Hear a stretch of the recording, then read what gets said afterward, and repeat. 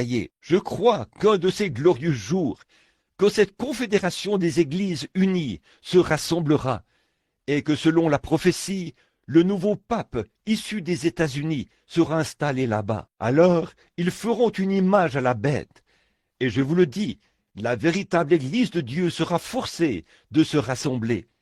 Les vrais, les véritables croyants qui sont parmi les méthodistes, les baptistes, les presbytériens, les pentecôtistes, les nazaréens, les pèlerins de la sainteté, et que sais-je encore, se rassembleront et seront cimentés par l'amour de Dieu.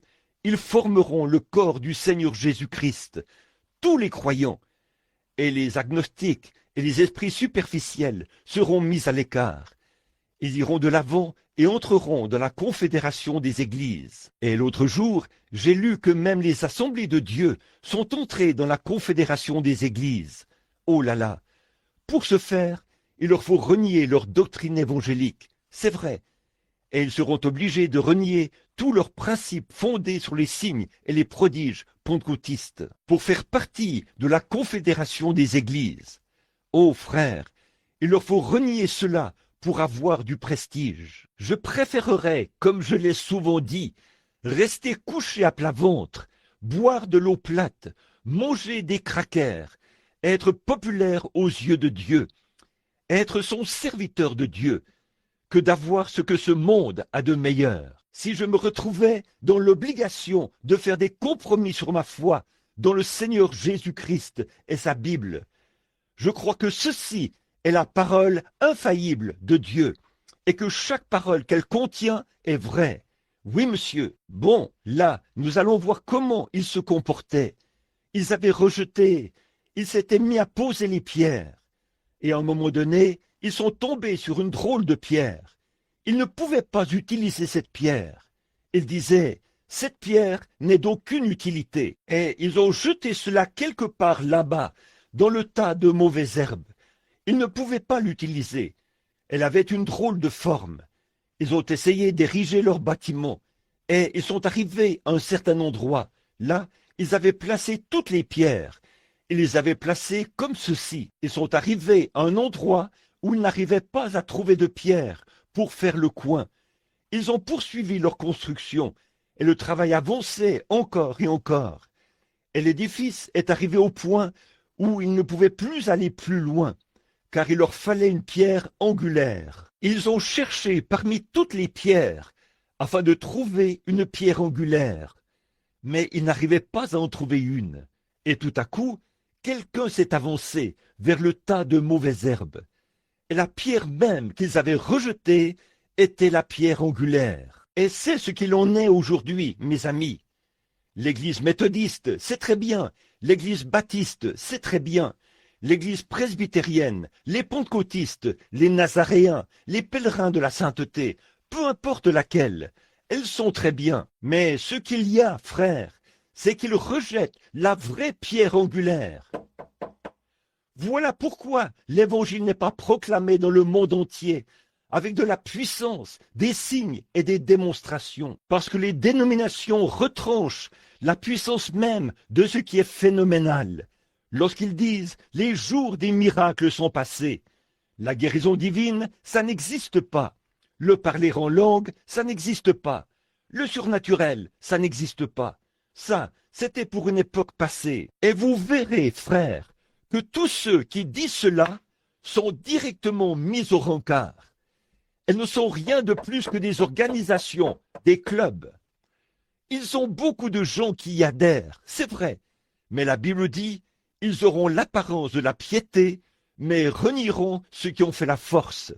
Éloigne-toi de ces gens-là. Mais en tant qu'Église, ils constatent que toutes ces dénominations ont essayé de bâtir quelque chose. Ils ne peuvent bâtir sur rien d'autre que Jésus-Christ et la justice. Et si vous recevez Jésus-Christ et que vous dites que c'est insensé, vous dites « Oh, j'ai reçu Jésus ». Si vous recevez Jésus, vous recevez quelque chose qui vous dit que cette parole de Dieu est inspirée. Et il est le même Seigneur Jésus ce soir. Il accomplit et fait exactement les choses qu'il a dit qu'il ferait. Sinon, vous n'avez pas reçu le Seigneur Jésus. Vous avez reçu de la théologie, mais pas le Seigneur Jésus. Car quand Jésus entre dans votre cœur, il se passe quelque chose, et vous croyez tout ce que Dieu dit. Non seulement ça, mais vous savez que c'est vrai. Tous les démons de l'enfer ne sauraient vous enlever cela. Eh bien, vous croyez cela, certainement. Dieu l'a dit, et c'est réglé. Quand l'ainsi dit le Seigneur est prononcé, vous placez votre espérance juste là. À la vie, à la mort, vous y croyez, quoi qu'il en coûte. Vous êtes prêt à sceller votre témoignage de votre sang à tout moment, car vous croyez que c'est la vérité. Vous savez que c'est la vérité, car Dieu l'a dit. Et quelque chose au fond de vous sait que c'est la vérité. Mais là, si vous l'abordez du point de vue de l'instruction, eh bien, vous pourriez argumenter sur ceci et argumenter sur cela, et dire « ceci n'existe pas, et cela n'existe pas ». Nous ne croyons pas ceci, et nous ne croyons pas cela. Vous savez, argumentez. Vous dites « oh, eh bien, je ne peux pas croire une chose comme cela ». Il se peut que vous viviez la même chose à New Albany ce soir. Des gens qui présentent des arguments contre Dieu. Pourquoi cela? Écoutez ce qui est écrit un peu plus loin, et vous verrez la prière que ces gens ont faite. Il a dit, pourquoi ce tumulte parmi les nations et ces vaines pensées parmi les peuples? Vraiment, Seigneur, au sujet de ton Fils Jésus, et accorde à tes serviteurs, alors qu'ils priaient d'un même accord. Ils ont dit, accorde à tes serviteurs d'annoncer la parole de Dieu avec assurance, en étant dans la main de ton Fils Jésus, pour guérir les malades. Amen. Que Dieu nous vienne en aide, afin que nous ayons une réunion de prière comme celle-là. Et quand ils ont prié, le bâtiment où ils étaient assemblés a tremblé. Oh là là, c'est ce dont nous avons besoin ce soir. Des hommes et des femmes qui sont d'un même cœur et d'un même accord, comme eux l'étaient. Ils ne prêtent aucune attention à ceci ou cela ou autre chose, mais vous êtes absorbés en Jésus-Christ. Mon espérance n'est fondée sur rien d'autre que sur le sang et la justice de Jésus. Que le soleil se lève demain ou non, tous unis, nous nous engageons par un serment devant Dieu de servir le Seigneur Jésus et de suivre ses pas, quoi qu'il en coûte. C'est alors que vous verrez l'Église continuer à avancer. Amen. Il a dit, il n'y a de salut en aucun autre nom, car il n'y a sous le ciel aucun autre nom qui ait été donné parmi les hommes, par lequel vous deviez être sauvés. Il y a une certaine petite dame qui fréquente cette église. Elle n'est pas un membre d'ici, elle est méthodiste, mais elle nous aime, et elle fréquente cette église. Une autre dame lui a dit, « À quelle église vas-tu » Elle l'avait interpellée. « J'ai entendu cela. » Elle a dit, « À quelle église vas-tu » Elle a dit, « Je vais au Branham Tabernacle. » Elle a dit, « Tu veux dire que tu as l'intention d'aller là pour écouter ce genre de doctrine, t'asseoir là pour écouter ce genre de choses ?» Elle a dit, « Quel genre de doctrine ?» Eh bien, ils font trop de cas de Jésus. Pour le baptême, ils utilisent son nom dans le baptême et utilisent son nom pour tout le reste. Car la Bible dit, mes frères, il n'y a sous le ciel aucun autre nom qui ait été donné parmi les hommes par lequel vous puissiez être sauvés. Certainement, je vous le dis, frères, je ne suis pas un querelleur, mais j'aimerais que n'importe quel homme me prouve par la Bible, n'importe où et n'importe quand, que ça, ce n'est pas vrai. C'est vrai, peu importe ce qu'ils disent, vous êtes des insensés et tout le reste, ça n'y change rien. L'autre jour, j'étais dans une librairie. J'y étais allé dans le but d'acheter des livres, et la dame a dit, « Je ne voudrais pas les avoir sur mes étagères. Je ne les vends pas. » Elle a dit, « Une dame est passée et les a tous achetés. » Elle en avait 7, et cette dame les a tous achetés. Je pense qu'elle voulait simplement s'en débarrasser. Et il y avait, le sujet de la guérison divine a été mis sur le tapis. Il y avait là 2 prédicateurs méthodistes et un presbytérien. Les prédicateurs méthodistes et le prédicateur presbytérien ont pris ma défense. Ils ont dit « Vous avez raison. » Au moment de partir, je me suis demandé ce que frère Shire était présent à ce moment-là. Frère Creech est arrivé au même moment. Quand ils se sont tous mis à descendre, qu'ils ont commencé à se déplacer un peu, ce prédicateur méthodiste s'est avancé et a mis les mains sur mon épaule. Il a dit « Frère Branham, quand vous étiez encore tout jeune, je suis passé là où vous grimpiez sur des poteaux, vous travailliez avec une paire d'éperons et vous aviez le visage sale. » Et il a dit « Je savais que vous enseigniez la guérison divine. Et ma pauvre vieille mère était couchée là-bas. Elle souffrait d'une maladie des reins. Aucune possibilité qu'elle se rétablisse. Elle était couchée, mourante. Et vous êtes venu, vous avez déposé vos éperons et vos outils. Vous vous êtes agenouillés par terre et vous avez prié pour ma mère. Une semaine plus tard, le médecin l'a déclarée totalement guérie. Il a dit, ça fait 23 ans et elle est en parfaite santé et se porte bien aujourd'hui. Peu m'importe que ce soit mon église ou quoi que ce soit d'autre, je crois. Alléluia. Voilà, c'est ça. Sur cette pierre, je bâtirai mon église. Et les portes du séjour des morts ne peuvent pas prévaloir contre elle. Les époques peuvent venir et partir, et les choses peuvent changer. Mais l'évangile de Jésus-Christ demeurera le même tout au long des âges éternels. Sur cette pierre, je bâtirai mon église. Quelle était cette église? Quelle était cette pierre? Posez cette question à l'église catholique. Ils disent, il y avait là une grosse pierre. L'église catholique, la hiérarchie, est assise sur cela ce soir, sur cette pierre, et elle donne le pouvoir aux autres églises, et elle pardonne les péchés. Voilà l'interprétation qu'en font les catholiques. Si vous essayez de comprendre et que vous demandez aux protestants, que vous dites « cette pierre, qu'est-ce que c'était ?» Ils diraient « c'est Jésus-Christ qui était cette pierre ».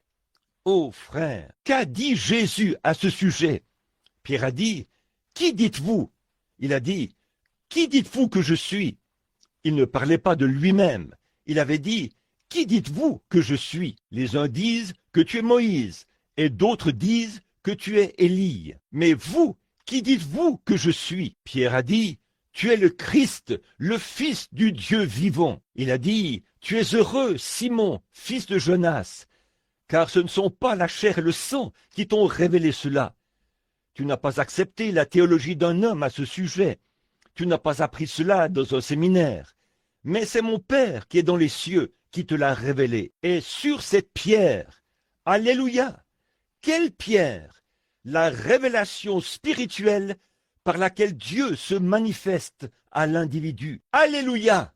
Sur cette pierre, je bâtirai mon église, et les portes du séjour des morts ne peuvent pas prévaloir contre elle. Quand un homme est véritablement né de l'Esprit de Dieu, et que, du sommet de la tête jusqu'au bout des orteils, il a été transformé par la puissance de la résurrection du Seigneur Jésus-Christ, que ses idées égoïstes ont disparu et que Dieu a cet homme entièrement sous son contrôle. Alors il croira chaque parole écrite du Seigneur Jésus-Christ et il mettra chacune d'elles en pratique. Sur cette pierre, je bâtirai mon église et les portes du séjour des morts ne peuvent pas prévaloir contre elle. Amen. Il y aurait de quoi vous sentir religieux, n'est-ce pas? Certainement. Jésus est la pierre rejetée par vous qui bâtissez. Et il n'y a de salut en aucun autre nom, si ce n'est ce nom du Seigneur Jésus. Et la Bible dit ici que ils savaient que c'étaient des hommes du peuple, sans instruction. De quelle école viennent-ils? Une bande de nigauds qui arrive là. Eh bien, qui est cette bande d'illettrés? Des gens illettrés et sans instruction. Eh bien, ces hommes ne connaissent même pas leur alphabet. Eh bien, écoutez le langage qu'ils emploient. Des, het, haint, ain't, tot, fait et perish. Quelle sorte de gens est-ce? Voyons, dans quel séminaire avez-vous étudié? Vous êtes docteur qui? Voyez, mais ils étaient bien obligés de les reconnaître, parce qu'ils savaient qu'ils avaient été avec Jésus. C'est ça l'essentiel, frère. Si vous n'arrivez pas à faire la différence entre des grains de café et des grains de haricots, mais si vous connaissez le Seigneur Jésus-Christ et la puissance de sa résurrection, je préférerais avoir ça plutôt que n'importe quoi d'autre. Oui, monsieur, oh là là, oh Dieu, ancre-moi là, que je me repose sous l'arbre, où la source coule si librement, où l'agneau est la lumière, et l'âme des sauvés ne meurt jamais. Fais que je m'ancre là, oh là là, là là, que je m'asseye près de l'arbre toujours vert, une fois le voyage de cette vie terminé.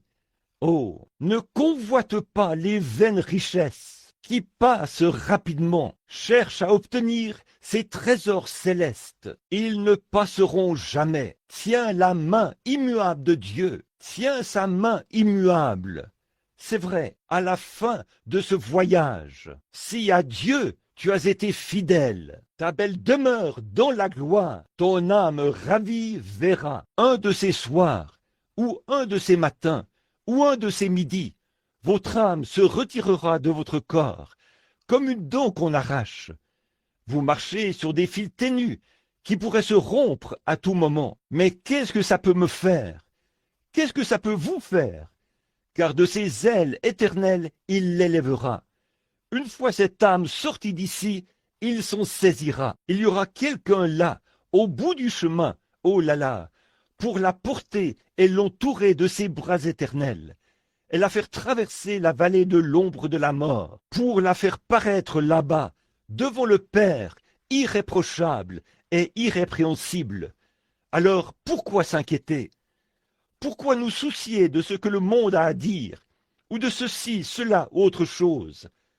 Tant que nous tenons la main immuable de Dieu dans la nôtre, pourquoi nous soucier de quoi que ce soit? Que les gens, que tout le monde, que les hommes, les femmes, les enfants, que tous ceux qui sont ici et qui ne connaissent pas le Seigneur Jésus-Christ, donnez-moi une raison pour laquelle vous ne devriez pas le servir. Donnez-moi une raison pour laquelle vous laisseriez passer Noël sans accepter le Seigneur Jésus-Christ.